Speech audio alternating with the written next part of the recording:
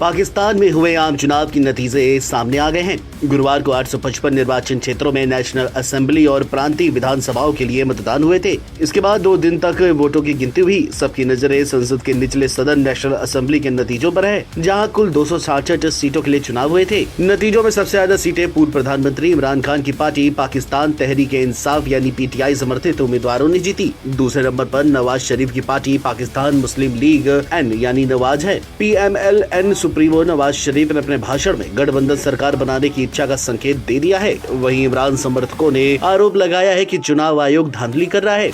इस वजह से आधिकारिक तौर पर सभी नतीजे घोषित होने में देरी हो रही है। पाकिस्तानी पत्रकारों ने डॉन अखबार को बताया कि जनरल जिया-उल हक के समय में पूरी संसद निर्दलियों से बनी थी। 1985 में बिना पार्टी के चुनाव हुए थे। किसी भी दल को चुनाव में भाग लेने की अनुमति नहीं दी गई थी और सभी ने अपनी व्यक्तिगत क्षमता से चुनाव लड़ा था। इस तरह से माने तो हर उम्मीदवार को किसी न किसी का समर्थन प्राप्त था, लेकिन कागज पर वे सिर्फ सभी के सभी निर्दलीय थे। जीते हुए उम्मीदवार संसद के पटल पर गए और उन्होंने अपने समूह या पार्टी को पाकिस्तान मुस्लिम लीग का नाम दिया। आज इन्हें PMLN या फिर PMLAQ कहा जाता है। बता दें कि समर्थित निर्दलीय लोग पर्याप्त संख्या में सीटें जीतते हैं, लेकिन नेशनल असेंबली में वे एक समूह बनाने की कोशिश करेंगे। ये लोग इंसाफ समूह या कोई अन्य नाम देंगे। पाकिस्तानी पत्रकारों का कहना है कि चीजें नियमों और कानून के हिसाब से चलती है, लेकिन ये बिल्कुल स्पष्ट है कि पाकिस्तान में ऐसा नहीं है। उन्होंने पार्टी और इसके सामने आने वाली परेशानियों की ओर इशारा किया। पाकिस्तानी पत्रकारों के अनुसार इमरान खान के लिए सुनाई गई सजाओं के संदर्भ में देखना होगा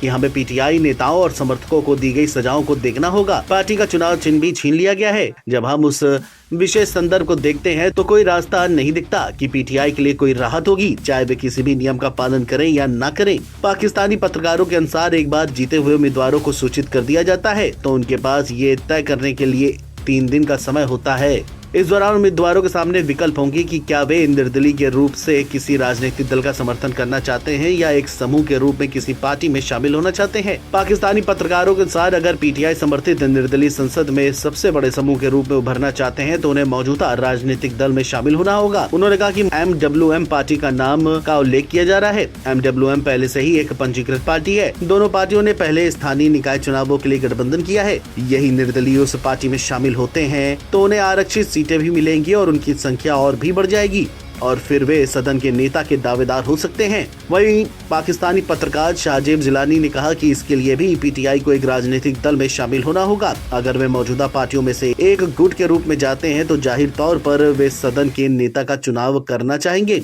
अगर उनके पास सबसे बड़ी संख्या है, यदि वे किसी कारण से ऐसा नहीं कर सकते हैं तो दूसरा सबसे अच्छा विकल्प विपक्ष के नेता को चुनना होगा। बहरहाल देखना यह होगा क्या निर्दलीय 1985 की तरह एक बार फिर से पाकिस्तान की हुकूमत में किंग मेकर की भूमिका निभा पाएंगे या नहीं।